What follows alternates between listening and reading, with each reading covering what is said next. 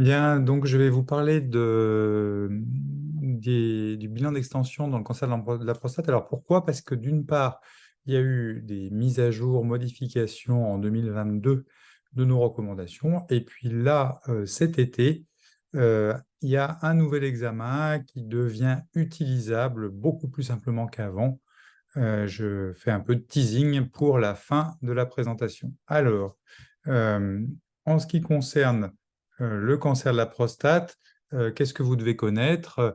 Les grandes présentations cliniques et les examens paracliniques de première intention sur le bilan d'extension. Alors, il y a trois choses que vous pouvez utiliser. La biologie, j'ai remis le PSA. On a déjà vu l'intérêt du PSA dans le diagnostic du cancer de la prostate, mais il y a également un intérêt de ce marqueur qui est quand même assez extraordinaire lorsqu'on retrouve un PSA très élevé. Je vous ai donné une valeur qui est purement indicative. Le risque métastatique, il est vraiment fort à partir de 15 ou 20 nanogrammes par millilitre. C'est-à-dire qu'avec ce marqueur-là, si vous avez un cancer de la prostate qui a un PSA à 300, un patient qui a un cancer de la prostate et qui a un PSA à 300, ben vous pouvez craindre une évolution métastatique, voire même vous pouvez presque exclure un cancer de la prostate métastatique si vous avez un PSA, mettons, à 0,2 et quelqu'un qui a des métastases. On va plutôt chercher autre chose qu'un cancer de la prostate. Voilà.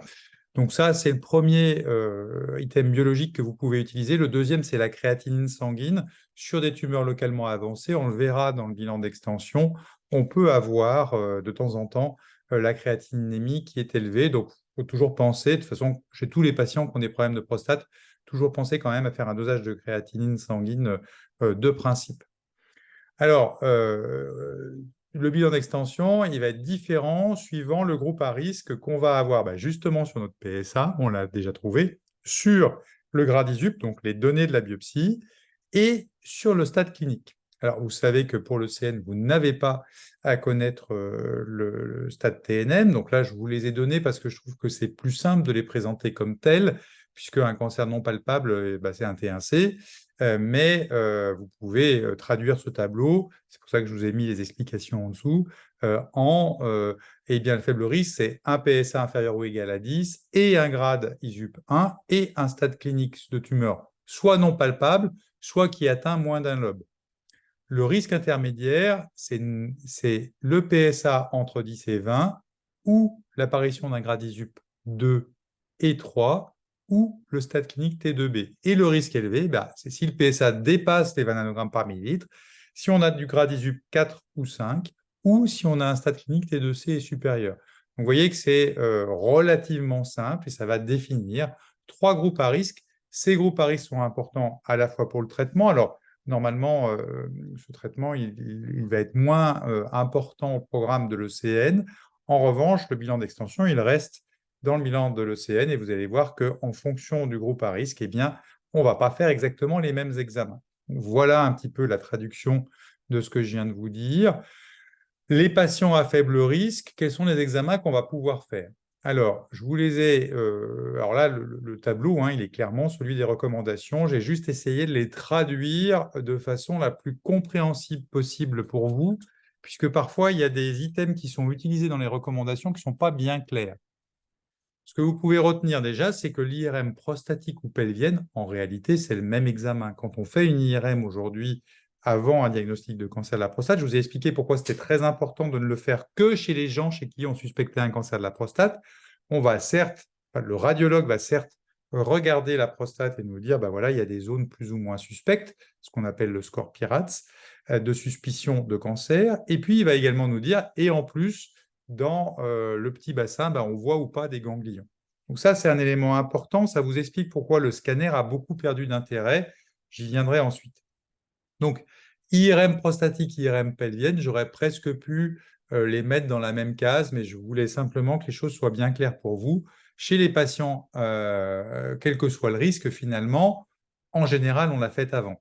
Peut-être que le seul cas où on peut se poser la question, c'est le patient métastatique avec une tumeur localement évoluée. Là, on est dans une situation différente. En fait, le patient est venu avec des métastases, un PSA à 300. On lui fait l'examen clinique. Il a une prostate extrêmement dure. L'intérêt de l'IRM n'est pas évident et c'est pour ça qu'il me semble que dans cette situation-là, on peut la considérer comme optionnelle puisqu'elle n'aura pas cet intérêt de régularisation, enfin de repérage pardon, des zones suspectes pour la future biopsie, comme on peut l'avoir pour tous les autres types de cancers. Le scanner thoraco-abdominopelvien, quel est son intérêt? La prostate, non. La prostate n'a aucun intérêt. Les radiologues devraient même arrêter de la décrire lorsqu'ils font un scanner. Ils le font parce qu'ils y sont obligés, mais en réalité, on ne tient jamais compte de la forme d'une prostate sur un scanner. C'est un examen qui n'a pas assez de résolution spatiale pour ça. Éventuellement, les ganglions. C'est là encore un examen qui n'est pas extraordinairement positif. Donc, ça a un intérêt pour l'instant, selon nos recommandations, chez les patients à haut risque. Pourquoi? Parce qu'on va rechercher des ganglions qu'on n'aurait pas vus sur notre IRM, notamment l'IRM pelvienne. Ce n'est pas beaucoup plus performant que l'IRM pelvienne pour les ganglions, donc on est plutôt là-dessus. Puis de temps en temps, on voit des métastases osseuses sur ce scanner TAP. Mais en fait, ces métastases, alors on va pouvoir rechercher également des métastases viscérales, hein, c'est pour ça que dès qu'on a un patient métastatique, on fait effectivement en théorie un scanner TAP, sauf si on fait un PET scan, on va y venir tout à l'heure. Et puis le troisième examen très important, vous savez que 80% des métastases du cancer de la prostate se font sur l'os, donc c'est la scintigraphie osseuse. Aucun intérêt chez les gens à faible risque, puisqu'on est quasiment sûr qu'il n'y aura pas de risque. Maintenant, si vous avez un patient qui a un très faible risque et qui a des douleurs osseuses, peut-être qu'on peut le discuter, mais même là, si jamais ce scanner, cette scintigraphie était positive, on va peut-être chercher une autre pathologie.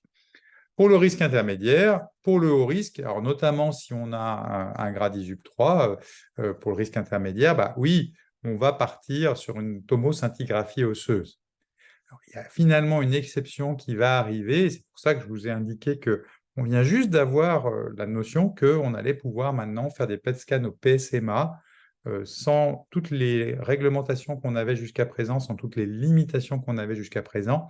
Et ce test du PSMA est très intéressant parce qu'on peut n'avoir aucune anomalie morphologique et quand même mettre en évidence des lésions parfois massivement métastatiques. Dès lors, même si aujourd'hui c'est très difficile de prédire ce qui va se faire, même si dans nos recommandations de 2022, on disait qu'il n'y a pas eu de bénéfice évident démontré, voilà, à partir du moment où on va faire un traitement d'un cancer de la prostate de risque intermédiaire ou de haut risque, on va vouloir vraiment s'assurer qu'il n'y a pas de métastase à distance, et donc il est assez probable qu'on fera le PET-PSMA. Pourquoi c'est important à savoir? Parce que en fait, c'est un examen qui est meilleur que la scintigraphie osseuse, entre guillemets, simple, et qu'il n'y a pas d'intérêt à être doublonné avec cet examen, de la même façon que le PET scan, c'est un scanner qui est fait également, et donc aucun intérêt à le doublonner avec un scanner TAP.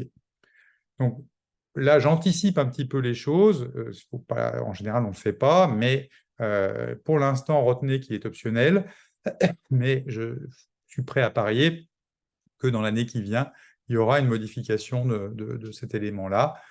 Et en tout cas, voilà, le PET scan PSMA, on disait depuis longtemps que c'était un examen important. Il va l'être. Voilà. Alors, dans les apports d'imagerie, je reprends un petit peu ce que je viens de vous dire, hein. L'IRM de la prostate, l'IRM multiparamétrique, c'est un examen qu'il ne faut pas faire si on n'a pas décidé de faire des biopsies de la prostate. Ce n'est pas un examen qui va décider si on fait ou pas des biopsies. En tout cas, aujourd'hui, selon les recommandations de l'Association française d'urologie, il est clairement défini une fois qu'il y a une consultation d'un urologue qui prend la décision de faire cet examen. Éventuellement, dans des cas particuliers, on peut discuter la chose, mais en tout cas, il est certain que c'est un intérêt avant les biopsies pour vérifier s'il ne faut pas suréchantillonner certaines zones de la prostate. Ça a un intérêt pour l'extension, puisqu'on parle là cette fois-ci du rôle de l'IRM dans le bilan d'extension. Attention, il y a beaucoup de faux positifs. Il faut avoir fait une IRM pelvienne et globalement, on retient une suspicion de problème lorsqu'on a des ganglions qui sont supérieurs à 1 cm. C'est également une limite qu'on se met pour le scanner. La tomoscintigraphie osseuse, aujourd'hui, je dirais qu'il n'y a plus de scintigraphie osseuse faite, j'allais dire banalement. Elles sont toujours associées à des scanners et ça a considérablement amélioré les informations qu'on pouvait avoir là-dessus. Et donc, ça reste en 2022, j'ai mis 2020, mais en fait, c'est dans nos dernières recommandations, l'examen de référence pour le diagnostic des métastases osseuses si on n'a pas accès au PET PSMA.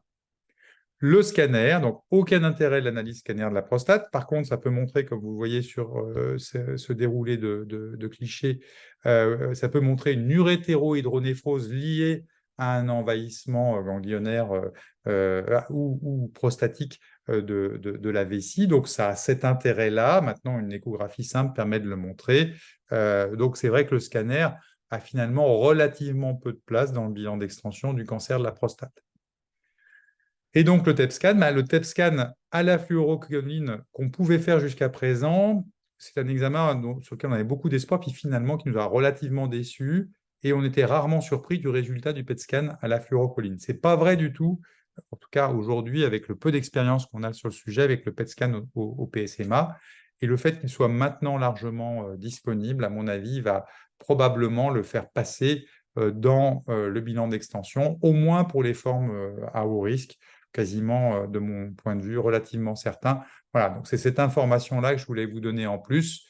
Et donc, voilà, retenez cet examen, le PET scan au PSMA, qui est disponible depuis cette année.